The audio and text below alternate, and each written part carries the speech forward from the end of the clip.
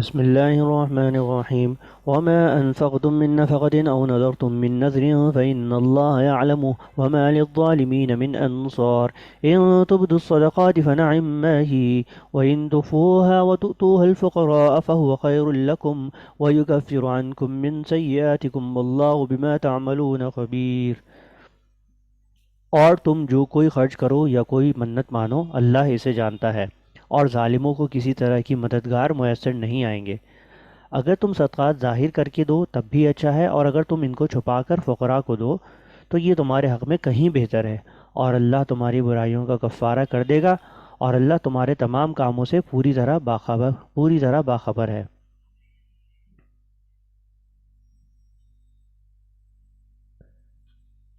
ليس عليك هداهم ولكن الله يهدي من يشاء وما تنفقوا من خير فلأنفسكم وما تنفقون إلا ابتغاء وجه الله وما تنفقوا من خير يوفى إليكم وأنتم لا تظلمون۔ اے پیغمبر، ان کافروں کو راہ راست پر لے آنا آپ کی ذمہ داری نہیں ہے، لیکن اللہ جس کو چاہتا ہے راہ راست پر لے آتا ہے، اور جو مال بھی تم خرچ کرتے ہو وہ خود تمہارے فائدے کے لیے ہوتا ہے، جبکہ تم اللہ کی خوشنودی طلب کرنے کے سوا کسی اور غرض سے خرچ نہیں کرتے۔ اور جو مال بھی تم خرچ کرو گے تمہیں پورا پورا دیا جائے گا، اور تم پر ذرا بھی ظلم نہیں ہوگا۔ اس کے ضمن میں لکھتے ہیں بعض انصاری صحابہ کے کچھ غریب رشتہ دار تھے، مگر چونکہ وہ کافر تھے اس لیے وہ ان کی امداد نہیں کرتے تھے، اور اس انتظار میں تھے کہ وہ اسلام لیں تو ان کی امداد کریں۔ بعض روایتوں سے معلوم ہوتا ہے کہ خود آن حضرت صلی اللہ علیہ وسلم نے بھی یہی ہدایت فرمائی تھی۔ اس پر یہ آیت نازل ہوئی، روح المعانی۔ اس طرح مسلمانوں کو یہ بتایا گیا کہ آپ پر ان کے اسلام لانے کی کوئی ذمہ داری عائد نہیں ہوتی۔ اگر آپ ان غریب کافروں پر بھی اللہ کی خوشنودی حاصل کرنے کی نیت سے خرچ کریں گے تو اس کا بھی پورا پورا ثواب ملے گا۔ للفقراء الذين أحصروا في سبيل الله لا يستطيعون ضربا في الأرض يحسبهم الجاهل أغنياء من التعفف تعرفهم بسيماهم لا يسألون الناس إلحافا وما تنفقوا من خير فإن الله به عليم۔ مالی امداد کے بطور خاص مستحق وہ فقراء ہیں جنہوں نے اپنے آپ کو اللہ کی راہ میں اس طرح مقید کر رکھا ہے کہ وہ معاش کی تلاش کے لیے زمین میں چل پھر نہیں سکتے۔ چونکہ وہ اتنے پاک دامن ہیں کہ کسی سے سوال نہیں کرتے، اس لیے ناواقف آدمی انہیں مالدار سمجھتا ہے۔ تم ان کے چہرے کی علامتوں سے ان کی اندرونی حالت کو پہچان سکتے ہو، مگر وہ لوگوں سے لگ لپٹ کر سوال نہیں کرتے، اور تم جو مال بھی خرچ کرتے ہو اللہ اسے خوب جانتا ہے۔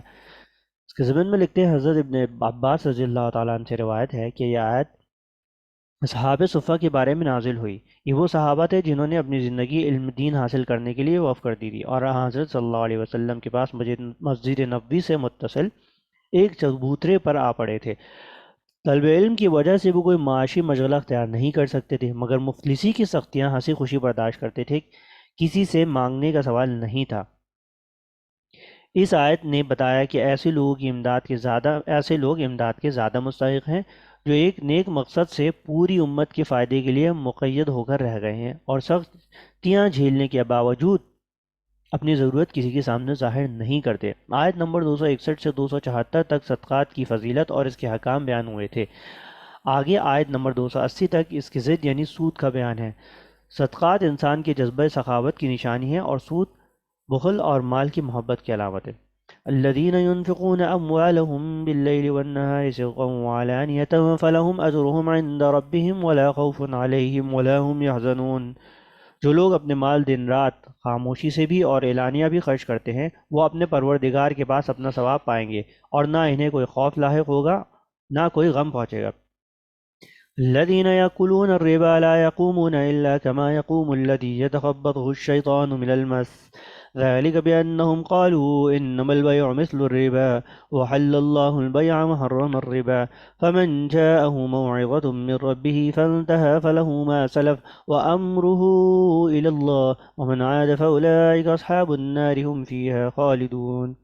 جو لوگ سود کھاتے ہیں وہ قیامت میں اٹھیں گے تو اس شخص کی طرح اٹھیں گے جسے شیطان نے چھو کر پاگل بنا دیا ہو۔ یہ اس لیے ہوگا کہ انہوں نے کہا تھا کہ بیع بھی تو سود ہی کی طرح ہوتی ہے۔ حالانکہ اللہ تعالیٰ نے بیع کو حلال کیا ہے اور سود کو حرام قرار دیا ہے۔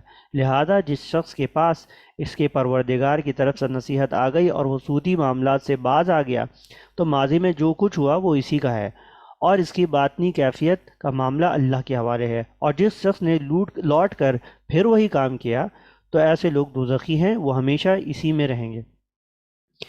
اس کے ضمن میں لکھتے ہیں سود یا ربا ہر اس زیادہ رقم کو کہا جاتا ہے جو کسی قرض پر طے کر کے وصول کی جائے۔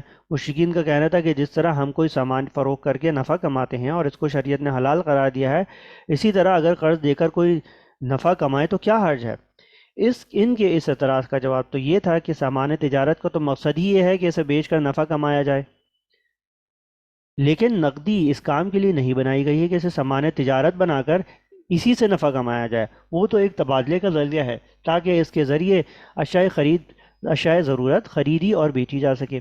نقدی کا نقدی سے تبادلہ کر کے اسے بذات خود نفع کمانے کا ذریعہ بنا لیا جائے تو اس سے بے شمار مفاسد پیدا ہوتے ہیں، لیکن اللہ تعالیٰ نے یہاں بیع اور سود کے درمیان فرق کی تفصیل بیان کرنے کے بجائے ایک حاکمانہ جواب دیا ہے کہ جب اللہ تعالیٰ نے بیع کو حلال اور سود کو حرام قرار دے دیا ہے تو ایک بندے کا یہ کام نہیں ہے کہ وہ اللہ تعالیٰ سے اس کے حکم کی حکمت اور اس کا فلسفہ پوچھتا پھرے، اور گویا عملاً یہ کہے کہ جب تک مجھے اس کا فلسفہ سمجھ میں نہیں آ جائے گا میں اس حکم پر عمل نہیں کروں گا۔ واقعہ یہ ہے کہ اللہ تعالیٰ کے ہر حکم میں یقیناً کوئی نہ کوئی حکمت ضرور ہوتی ہے، لیکن ضروری نہیں ہے کہ وہ ہر شخص کی سمجھ میں بھی آ جائے۔ لہٰذا اگر اللہ تعالیٰ پر ایمان ہے تو پہلے اس کے ہر حکم پر سر تسلیم خم کرنا چاہیے، اس کے بعد اگر کوئی شخص اپنے مزید اطمینان کے لیے حکمت اور فلسفہ سمجھنے کی کوشش کرے تو کوئی حرج نہیں، لیکن اس پر اللہ تعالیٰ کی حکم کی تعمیل کو موقوف رکھنا ایک مومن کا طرز عمل نہیں۔ مطلب یہ ہے کہ جن لوگوں نے سود کی حرمت نازل ہونے سے پہلے لوگوں سے سود وصول کیا ہے، چونکہ اس وقت تک سود حرام ہونے کا اعلان نہیں ہوا تھا، اس لیے وہ پچھلے معاملات معاف ہیں اور اس کے ذریعے جو رقمیں حاصل کی گئی ہیں وہ واپس کرنے کی ضرورت نہیں۔ البتہ حرمت کے اعلان کے وقت جو سود کسی پر واجب الادا ہو وہ لینا جائز نہیں ہوگا، بلکہ اسے چھوڑنا ہوگا، جیسا کہ آیت نمبر 278 میں حکم دیا گیا ہے۔ یعنی جن لوگوں نے حرمت سودی کو تسلیم نہ کیا اور وہی اعتراض کرتے رہے کہ بیع اور سود میں کوئی فرق نہیں، وہ کافر ہونے کی وجہ سے ابدی عذاب کے مستحق ہوں گے۔ سود کے موضوع پر مزید تفصیل کے لیے دیکھیے ان آیات کے تحت معارف القرآن مسئلہ سود از حضرت مولانا مفتی محمد شفیع عثمانی رحمۃ اللہ علیہ۔ یمحق اللہ الربا ویربی الصدقات واللہ لا يحب كل کفار اثیم۔ اللہ سود کو مٹاتا ہے اور صدقات کو بڑھاتا ہے، اور اللہ ہر اس شخص کو ناپسند کرتا ہے جو ناشکرا گنہگار ہو۔ ان الذين آمنوا وعملوا الصالحات واقاموا الصلاة وآتوا الزكاة لهم اجرهم عند ربهم ولا خوف عليهم ولا هم يحزنون۔ ہاں وہ لوگ جو ایمان لائے، نیک عمل کریں، نماز قائم کریں اور زکوٰۃ ادا کریں، وہ اپنے رب کے پاس اپنے اجر کے مستحق ہوں گے، نہ انہیں کوئی خوف لاحق ہوگا، نہ کوئی غم پہنچے گا۔